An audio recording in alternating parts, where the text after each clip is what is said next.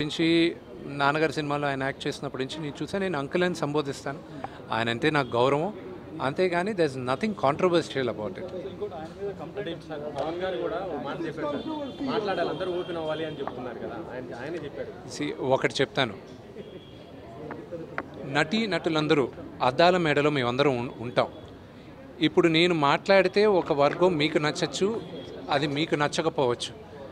నచ్చిన వాళ్ళు మమ్మల్ని ఈజీగా టార్గెట్ చేస్తారు, నచ్చిన వాళ్ళు మాకు అవసరం ఉన్నప్పుడు వచ్చి సపోర్ట్ చేయరు. అందుకే నటులు చాలా జాగ్రత్తగా ఆచితూచి ఆలోచించి మాట్లాడాలి కూడా. ఈ ఇష్యూలో ఇంటర్నల్గా ఎంతోమంది మాట్లాడున్నారు, కానీ బహిరంగంగా వచ్చి మాట్లాడితే ఎవరు మనోభావాలు దెబ్బతింటాయి అని కొత్తగా అందరికీ భయంగా కూడా ఉంటుంది. సో అందుకు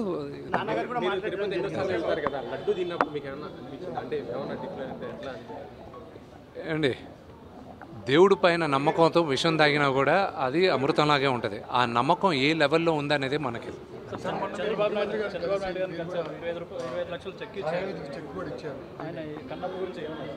నేను కన్నప్ప గురించి మేము ఒక మేజర్ ఈవెంట్కి తీసుకొస్తున్నాం ఆయన రిక్వెస్ట్ చేసాం రావాలని. అది శ్రీకాళహస్తిలోనే జరగాలి. ఎందుకంటే ఇంత భారీ బడ్జెట్ పెట్టి ఆ ఈశ్వరుడి పైన సినిమా తీస్తున్నాం, కన్నప్ప పైన సినిమా తీస్తున్నాం.